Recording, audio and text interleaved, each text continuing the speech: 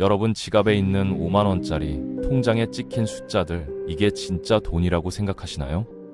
인류 5천년 역사에서 종이 화폐가 종이 쪼가리로 전락하지 않은 적은 단 한 번도 없었습니다. 지금 미국 국가 부채가 38조 달러, 우리 돈으로 5경 원이 넘는데 전 세계 중앙은행들이 미국 국채를 안 사주기 시작했고 대신 금을 사상 최대로 사들이고 있거든요. 세계 3대 신용평가사가 미국 신용 등급을 줄줄이 강등했고 중국은 미국 국채 보유량을 절반으로 줄였습니다. 2026년 경기 침체 신호가 곳곳에서 터지는데 돈은 역대급으로 풀릴 예정이에요.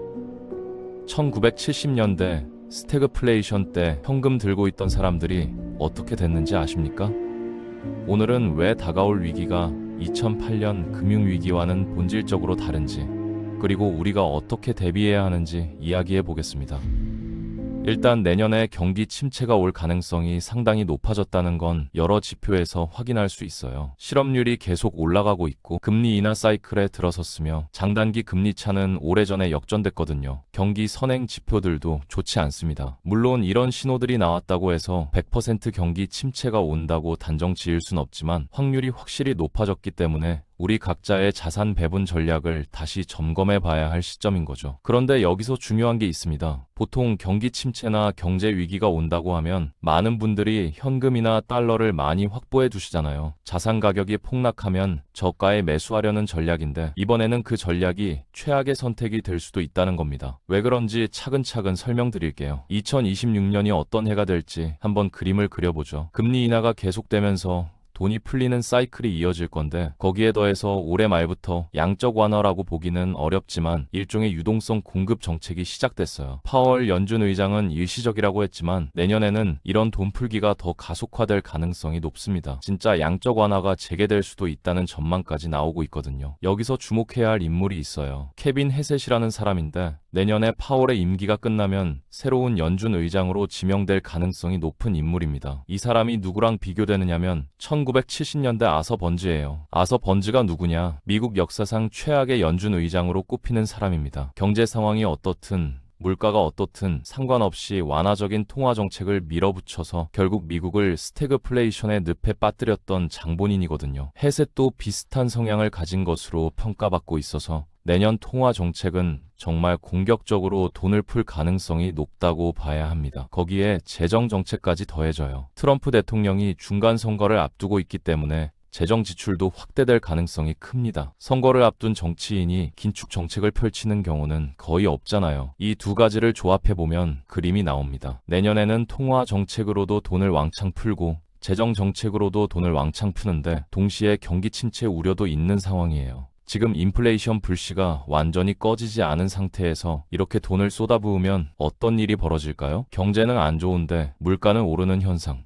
바로 스태그플레이션이죠. 1970년대가 딱 그랬어요. 경제 성장은 멈췄는데 물가는 치솟았습니다. 그때 가장 큰 손해를 본 사람들이 누구였냐면 현금을 들고 있던 사람들이에요. 미국 사람들 입장에서는 달러를 보유한 사람이 제일 손해였고 우리나라 사람 입장에서는 원화든 달러든 현금을 쥐고 있던 사람들이 가장 큰 타격을 입었습니다. 이걸 가장 극적으로 보여주는 사건이 1971년 닉슨 쇼크예요. 그 이전까지 달러는 금을 담보로 발행되는 화폐였거든요. 금 35달러어치를 가져오면 금 1오운스로 바꿔주겠다는 약속이 있었는데 닉슨 대통령이 어느 날 갑자기 달러를 가져와도 금으로 안 바꿔주겠다고 선언해버린 거예요. 그 순간 달러 가치가 폭락하고 인플레이션이 폭등했습니다. 재밌는 일화가 있어요. 세계 최대 헤지펀드 브릿지워터의 창업자 레이 달리오가 당시를 회상하면서 한 말인데 닉슨 쇼크 소식을 듣고 이게 정말 대형 악재라고 생각했대요. 다음날 아침에 주가가 5% 떨어질지 10% 떨어질지 아예 서킷 브레이커가 걸려서 거래 정지가 될지 온갖 시나리오를 다 생각했다고 합니다. 근데 막상 다음날 시장이 열리니까 주가가 폭등했어요. 왜 그랬을까요? 화폐 가치가 너무 빠르게 떨어지니까 상대적으로 주식 가격이 오른 것처럼 보였던 겁니다. 베네수엘라나 짐바브웨처럼 하이퍼인플레이션을 겪은 나라들의 주가 지수를 보면 경제는 완전히 망가졌는데 주가는 하늘 높이 치솟는 기현상이 나타나거든요. 주가가 진짜 오른 게 아니라 화폐 가치가 그만큼 빠르게 추락했기 때문에 은행이든 기관이든 개인이든 모두가 현금을 빨리 버리고 뭐든 자산으로 바꾸려고 했던 거예요. 그 결과 주식도 오르고 부동산도 오르고 금도 오르고 실물 자산이 전부 다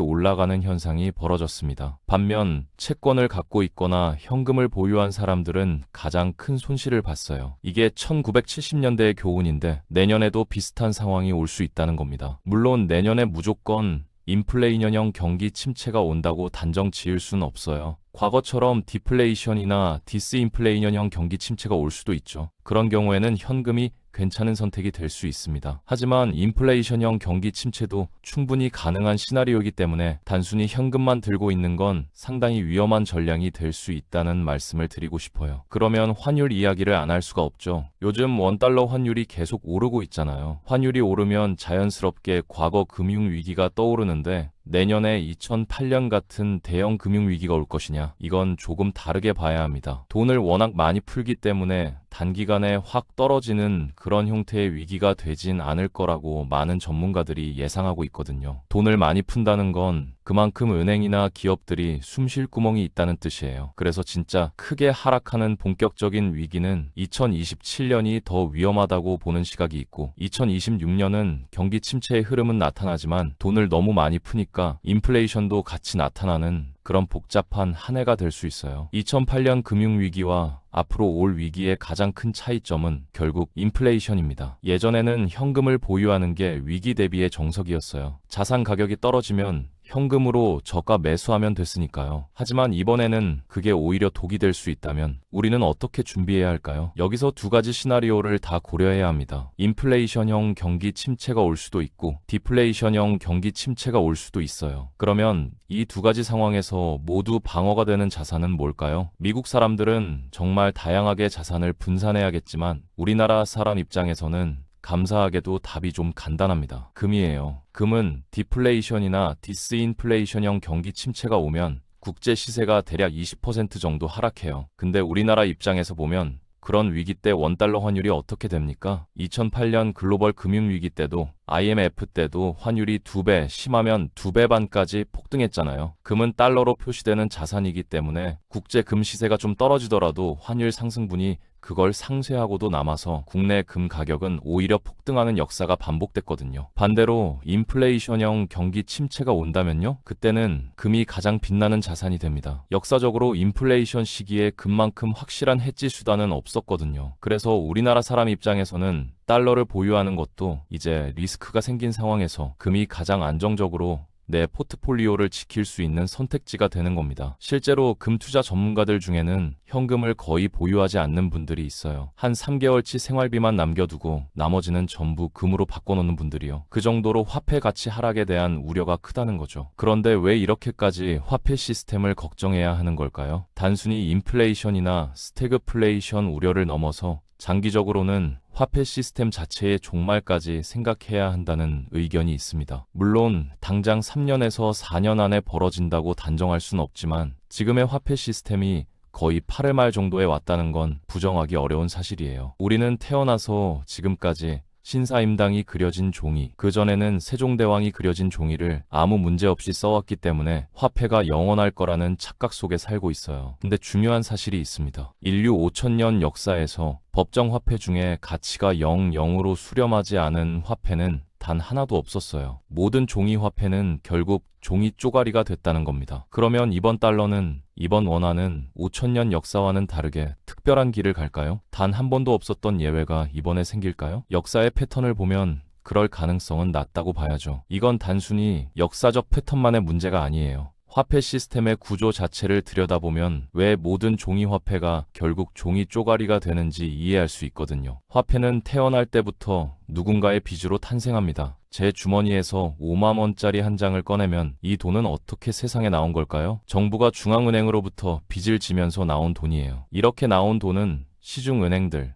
국민은행이나 우리은행 같은 곳을 통해서 또 대출이 만들어지고 예금이 되고 다시 대출이 나가고 이런 과정을 반복하면서 원래 만들어진 돈의 10배 이상으로 불어나게 됩니다. 즉, 여러분 주머니에 있거나 통장에 찍혀 있는 모든 돈은 사실 누군가의 빚이라는 거예요. 빚에는 뭐가 따라붙죠? 이자입니다. 지금 우리나라에 있는 모든 돈을 전부 다 모아서 정부가 빚을 갚는다고 쳐도 빚 원금은 갚을 수 있어도 이자는 못 갚아요. 애초에 이자를 갚을 돈은 세상에 존재하지 않거든요. 그러니까 빚은 영원히 늘어날 수밖에 없는 구조인 겁니다. 바꿔 말하면 화폐도 영원히 늘어날 수밖에 없는 구조예요. 그래서 미국을 보든 일본을 보든 중국을 보든 우리나라를 보든 어느 나라든 통화량 데이터를 보면 거의 흔들림 없이 우상향하는 그래프를 그리고 있어요. 근데 영원히 늘어나기만 할 수 있을까요? 어느 임계점에 도달하면 이 종이화폐 시스템은 끝이 날 수밖에 없습니다. 그 임계점이 가까워졌다는 걸 어떻게 알 수 있냐면 각국 중앙은행들의 행동을 보면 돼요. 서로 다른 나라의 국채를 안 사주기 시작하고 안전하게 보관되어 있다고 생각했던 금을 본국으로 가져오는 움직임이 나타나거든요. 중국 같은 경우 2013년에 미국 국채를 전 세계에서 가장 많이 보유하고 있었어요. 1조 2천억 달러치나 됐는데 지금은 7천억 달 수준으로 거의 절반을 줄였습니다. 일본도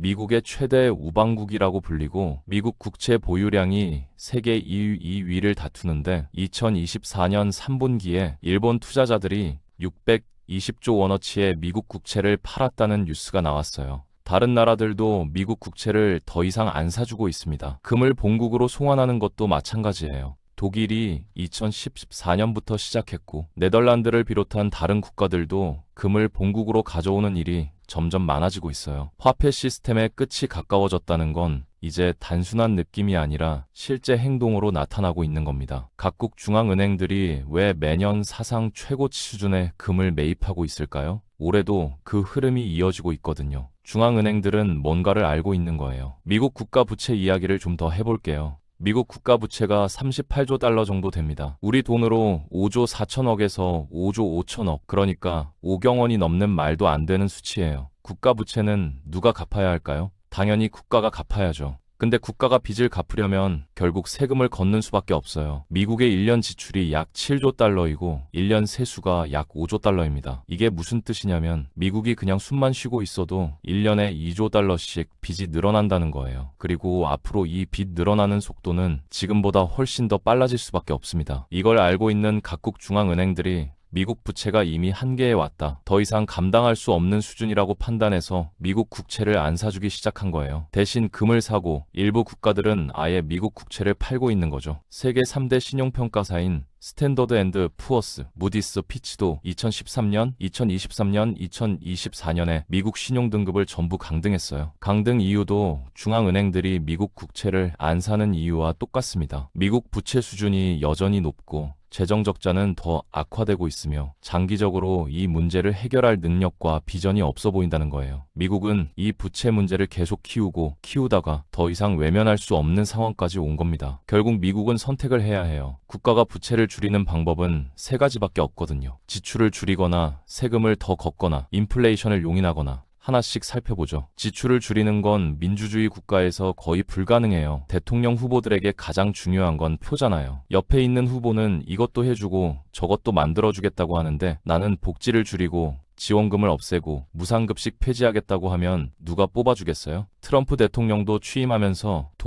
DOGE 프로젝트라는 지출 삭감 계획을 발표했었죠. 일론 머스크를 앞세워서 1년에 2조 달러씩 줄이겠다고 했는데 실제로는 오히려 재정 적자가 더 늘어났습니다. 지출 줄이기는 안 되는 거예요. 세금을 더 걷는 것도 쉽지 않아요. 전 국민 대상으로 부가세를 10%에서 20%로 올리겠다. 소득세 더 올리겠다. 이러면 당연히 안 먹히죠. 그래서 나오는 게 부자 증세인데 부자들한테 세금을 많이 걷으면 어떻게 돼요? 어느 임계점을 넘으면 부자들이 자산 들고 다른 나라로 떠나버려요. 공장도 이전하고 자본이 빠져나가죠. 설령 그걸 철저하게 통제해서 우리나라 최고 부자들 재산을 다 몰수한다고 쳐요. 이재용, 정의선, 김범수 회장 재산 다 합쳐봤자 한 30조 원 정도 됩니다. 근데 우리나라 국가부채가 1,400조가 넘거든요. 최고 부자들 재산을 다 몰수해도 국가부채의 1%도 못 갚아요. 세금으로는 이 문제를 해결할 수 없다는 겁니다. 그러면 남는 건 세 번째, 인플레이션을 용인하는 방법밖에 없어요. 2015년에 IMF가 발표한 정부 부채 청산 작업이라는 보고서가 있는데 130년 동안 부채 문제가 심각했던 국가들이 어떻게 해결했는지 분석한 내용이 담겨 있거든요. 압도적으로 대부분의 국가들이 인플레이션을 용인하는 방법을 썼다고 해요. 인플레이션을 일으키면 뭐가 좋길래 정부가 그런 선택을 하는 걸까요? 물가가 오르면 세금도 자동으로 오릅니다. 과자 하나가 1,100원이면 1,000원이 가격이고 100원이 부가세예요. 근데 이 과자가 2,200원으로 오르면 같은 과자를 사도 세금이 100원에서 200원으로 올라가는 거죠. 그래서 경제학에서는 인플레이션을 소리 없는 세금이라고 불러요. 또 하나 정부 입장에서 좋은 점이 있어요. 옛날에 짜장면이 50원이었던 거 아시죠? 그때과 지금 만원의 가치가 다르잖아요. 1950년대에 10만원 빚이 있었다면 그건 엄청난 거액이었어요. 한 달 월급이 10만원 정도 되던 시절이니까요. 근데 지금 10만원? 카카오 비상금 대출만 당겨도 그것보다 더 나와요. 화폐 가치가 떨어지면 빚의 실질 가치도 같이 떨어진다는 거예요. 지금 1,400조 빚이 10년 뒤에는 실질적으로 700조, 500조 수준밖에 안 될 수도 있는 거죠. 인플레이션을 적극적으로 용인해서 두 자릿수 물가 상승률을 오래 유지하면 화폐 가치가 급속도로 떨어지면서 빚 문제도 빠르게 해결할 수 있었다는 게 역사의 교훈이에요. 실제로 미국도 1940년대에 2차 세계대전 이후 부채 비율이 120%까지 치솟았었는데 인플레이션을 용인하면서 빚을 태웠어요. 거의 30년에서 40년에 걸쳐서 결국 부채 비율을 30%까지 낮췄습니다. 이번에도 미국은 같은 선택을 할 수밖에 없다고 보는 거예요. 지출 줄이기 실패했고 세금 올리기 어렵고 남은 건 인플레이션 뿐이니까요. 그리고 이건 미국만의 문제가 아니에요. 우리나라도 일본도 프랑스도 영국도 전 세계 모든 나라가 화폐 시스템 자체에 빚이 너무 많이 쌓여서 시스템의 종말을 향해 가고 있는 겁니다. 우리는 이 시스템이 갈아엎어지고 새로운 시스템이 생겨나는 과도기에 있어요. 이 과도기 동안 화폐 가치가 빠르게 떨어질 수 있다는 것에 대한 대비를 분명히 해둬야 합니다. 화폐 시스템의 붕괴라고 하면 뭔가 무섭고 상상이 안 가실 수 있는데 사실 이건 비정상에서 정상으로 가는 과정이에요. 불합리함에서 합리함으로 돌아가는 과정이기 때문에 너무 불안해하실 필요는 없습니다. 화폐 시스템이 바뀌는 건 인류 역사에서 늘 있었던 일이고 계속 반복됐던 일이에요. 사람이 죽고 태어나는 것처럼 화폐 시스템도 끝나고 새로 시작하고를 반복해왔거든요. 재밌는 이야기 하나 할게요. 인류 최초의 문명인 수메르인의 점토판이 공개된 적이 있었는데 그 고대인들이 뭘 적어놨을까 궁금해서 해독해봤더니 뭐라고 적혀 있었냐면 요즘 애들은 왜 이렇게 싸가지가 없냐 이런 내용이었대요. 취업이 안 돼서 힘들다는 것도 있었고요. 수천 년 전이나 지금이나 사람들 생각하는 게 비슷한 것처럼 화폐 시스템도 비슷한 방식으로 반복돼 왔다는 거예요. 화폐 시스템이 바뀔 때마다 어떤 일이 벌어졌는지 역사를 보면 패턴이 있어요. 기존 화폐의 가치가 빠르게 떨어지면서 재평가가 이루어지고 실물 자산들의 가치는 다시 올라가는 재평가가 일어납니다. 그 과정에서 새로운 화폐 시스템의 담보물이 될 자산들이 경쟁을 벌여요. 금이랑 원유가 싸우기도 하고 토지나 건물이 후보가 되기도 하고 이런 다양한 자산들이 막 경쟁하면서 가격이 다 많이 오르거든요. 여기서 우리가 주목해야 할 핵심은 현금만 안 갖고 있으면 반은 간다는 거예요. 뭘 갖고 있든 현금보다는 낫다는 말입니다. 결말이 어떻게 될지는 저도 몰라요. 하지만 지금의 달러 중심 시스템이 무너질 거라는 건 확실합니다. 여기서 오해하시면 안 되는 게 달러가 무너지는 거랑 미국이 망하는 건 다른 거예요. 1944년 브레트우즈 체제로 미국이 패권을 잡았다가 1971년에 달러와 금의 연결고리가 완전히 끊어졌잖아요. 달러 시스템이 붕괴한 거죠. 근데 그 이후에도 미국은 여전히 엄청난 패권을 유지하고 있잖아요. 달러 시스템이 무너지면 새로운 달러 시스템이 생기는 거예요. 1971년 이전의 달러와 이후의 달러가 다른 것처럼 지금 우리가 보유한 달러나 원화와 앞으로 새로 생길 화폐는 다를 겁니다. 그래서 지금 화폐를 보유하면서 가치가 빠르게 떨어지는 리스크를 어떻게 해지할 것인가, 이걸 심각하게 고민해야 할 때라는 거죠. 그러면 개인은 어떻게 준비해야 할까요? 결국 내 자산을 어떻게 배분하느냐가 제일 중요해요. 핵심은 인플레이션을 어떻게 해지하느냐입니다. 금은 당연히 좋은 선택이 되고요. 그 외에도 인플레이션을 해지할 수 있는 수단을 다양하게 분산해 놓는 게 좋습니다. 과거에 인플레이션이 높았던 시기에 어떤 자산들이 각광받았는지 분석한 논문들이 많이 있어요. 금은 당연히 좋았고 주식시장 전체는 별로였지만 그 안에서도 괜찮은 성과를 낸 종목들이 있었어요. 에너지 기업들, 원유 관련 기업들, 금광 관련 기업들, 헬스케어 기업들은 상당히 성과가 좋았다고 합니다. 부동산은 조금 복잡해요. 전체적으로는 괜찮은 편인데 국가 정책에 따라 결과가 많이 달라지거든요. 일본에서는 부동산이 좋았는데 한국에서는 별로였고, 미국에서는 좋았는데 캐나다에서는 안 좋았고, 이런 식으로 나라마다 다르기 때문에 부동산은 해당 국가의 정책을 잘 살펴보면서 투자해야 해요. 그 외 실물 자산들, 그림이나 우표, 와인 같은 것들도 인플레이션 시기에 성과가 좋았다는 데이터가 있습니다. 결국 현금만 아니면 반은 가고, 그 안에서도 실물 자산 위주로 어느 정도 분산해서 해지해 놓는 게 중요하다는 거죠. 정리해 볼게요. 2026년은 경기 침체 신호가 곳곳에서 나타나는데 동시에 역대급으로 돈을 푸는 해가 될 가능성이 높습니다. 이런 조합은 1970년대 스태그플레이션을 연상시키고, 그때 현금을 들고 있던 사람들이 가장 큰 손해를 봤어요. 전 세계 중앙은행들은 이미 미국 국채를 안 사주고 댐을 사상 최대로 매입하고 있으며, 신용평가사들도 미국 신용등급을 줄줄이 강등했습니다. 화폐 시스템 자체가